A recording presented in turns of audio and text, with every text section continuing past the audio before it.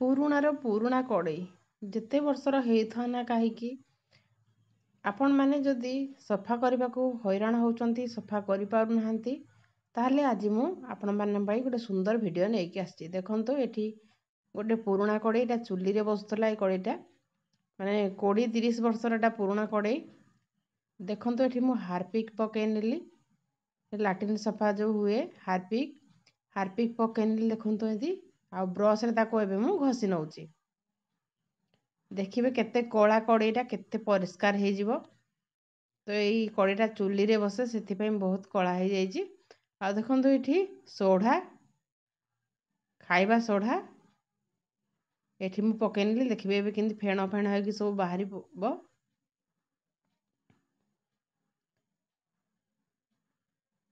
ତାପରେ ପୁଣି ମୁଁ ବ୍ରଶରେ ଘଷି ନେବି ଚାରିପଟ, ଯେମିତି ଭାବରେ ମୁଁ ଘଷୁଛି ଆପଣମାନେ ଦେଖୁଥାନ୍ତୁ। 3ଟା ଷ୍ଟେପ୍ରେ ଆମେ ସଫା କରିବା କଡ଼େଇକୁ। ଭିଡ଼ିଓରେ କଣ୍ଟିନ୍ୟୁ ରହନ୍ତୁ, ଜାଣିପାରିବେ କଡ଼େଇଟି କେତେ ସୁନ୍ଦର ସଫା ହେଇଯିବ। ପ୍ରଥମେ ହାରପିକ୍ ଲଗାଇବେ, ତାପରେ ସୋଢ଼ା ପକାଇବେ। ମୁଁ ଯେମିତି ଭାବରେ ପକାଇଲି ଆପଣମାନେ ସେମିତି ଭାବରେ ପକାଇବେ।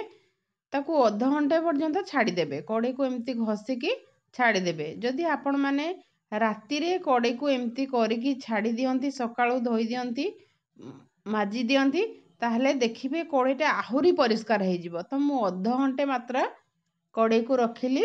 ଅଧଘଣ୍ଟେ ପରେ ଦେଖନ୍ତୁ ଏଠି ମୁଁ ଟିକେ ନିର୍ମା ଗୁଣ୍ଡ ପକାଇ ନେଉଛି। ଆପଣ ଚାହିଁଲେ ଲିକ୍ୱିଡ଼ ବି ପକାଇ ପାରିବେ, ଭୀମର ଲିକ୍ୱିଡ଼ ବି ପକାଇ ପାରିବେ। ଦେଖନ୍ତୁ ଏଠି ମୁଁ ଯେଉଁ ବାସନ ମଜା, ଜରି ବାସନ ମଜା ଥାଏ, ଦେଖନ୍ତୁ ମୁଁ ଏମିତି ଭାବରେ ଘଷି ନେଉଛି। ଆପଣମାନେ ଯେତେ ଘଷିବେ ସେ ଆସ୍ତେ ଆସ୍ତେ ସବୁ କଳା ଆସ୍ତେ ଆସ୍ତେ ଛାଡ଼ିଯିବ।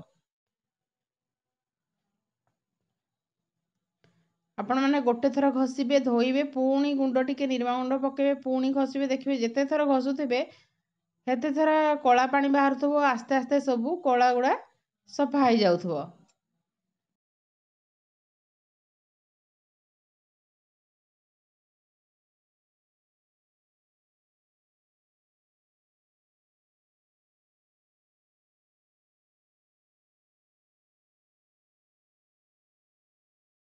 ଦେଖନ୍ତୁ ଏଠି ମୁଁ ପୁଣି ନିର୍ମା ଗୁଣ୍ଡ ଦେଇଦେଲି, ଆଉ ପୁଣି ତାକୁ ଘଷି ନେବି। 3-4 ଥର ଆପଣମାନେ ଏମିତି ଘଷିବେ। ଯେହେତୁ ଏଇଟା ଅତି ପୁରୁଣା କଡ଼େଇ, ଆପଣମାନେ ଯଦି ଅଳ୍ପ ଦିନର କଡ଼େଇ ହେଇଥିବ ତାହେଲେ ଶୀଘ୍ର ବି ଛାଡ଼ିଯିବ। ଯେହେତୁ ଏଇଟା ବହୁତ ପୁରୁଣା କଡ଼େଇ, ସେଥିପାଇଁ ଟିକେ ସମୟ ଲାଗୁଛି ଛାଡ଼ିବା ପାଇଁ। ନହେଲେ ଆପଣମାନଙ୍କ ଘରେ ଯଦି କଡ଼େଇ ଥିବ ନା 5 ମିନିଟ୍ ବି ସଫା ହେଇଯିବ। ଆପଣମାନେ ଯଦି ରାତିରେ ତାକୁ ଏମିତି କରିକି ରଖିଦେବି, ସକାଳେ ଘଷିକି ସଫା କରିବେ, ତାହେଲେ ଆହୁରି ମାନେ ଭଲରେ ପୁରା ସଫା ହେଇଯିବ। ମୁଁ ତ ତାକୁ ଅଧଘଣ୍ଟେ ମାତ୍ର ଏମିତି ଛାଡ଼ିକି ତାପରେ ଘଷିଲି। ଦେଖନ୍ତୁ ଏଇଠି ଭାବରେ ମୁଁ ସବୁ ଯେଉଁ କଳା ସାଇଡ଼୍ ଗୁଡ଼ା ଅଛି ମୁଁ ଘଷି ନେଉଛି।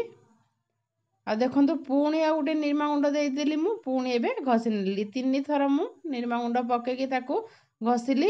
ଆସ୍ତେ ଆସ୍ତେ ସବୁ କଳା ପାଣି ବାହାରିବାକୁ ଲାଗୁଛି। ଦେଖନ୍ତୁ ମୁଁ ଯେତେ ଥର ଗୁଣ୍ଡ ପକାଇକି କଡ଼େଇକୁ ଘଷିଛି, ସେତିକି ଥର ସଫା ହେବାକୁ ଲାଗୁଛି, ଆଉ କଳା ପାଣି ଗୁଡ଼ା ସବୁ ବାହାରି ଯାଉଛି। ଦେଖିଲେ କେତେ କଳା କଡ଼େଇ ହେଇଥିଲା, ମୁଁ ଘଷିକି କେତେ ସଫା କରିଦେଇଛି। ଏବେ ଆମେ କଡ଼େଇକୁ ଧୋଇ ନେବା। ଆପଣମାନେ ଯଦି ଗୋଟେ ଦିନ ରାତିରେ ରଖିଦେବେ ତ କଡ଼େଇ ପୁରା ନୂଆ ଭଳିଆ ଦେଖାଯିବ। ପୁରା ନୂଆ ହେଇଯିବ କଡ଼େଇ। ମୁଁ ଏବେ ଧୋଇ ନେଉଛି କଡ଼େଇକୁ।